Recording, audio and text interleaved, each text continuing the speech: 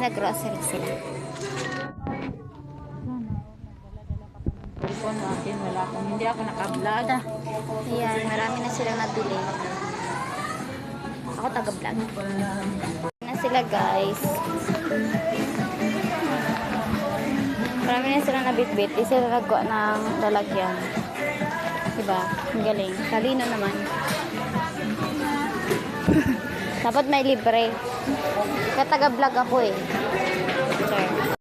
Doon na sila sa cashier. Ako nandito. Nahihiya ako, maraming tao. May lang magsabi na ako guys pag nakapunta na ako sa labas. Bye. Labas na kami guys. Kakarga. Yan. Ito sa baba. Yan. Bili pa sila. Wait na kami.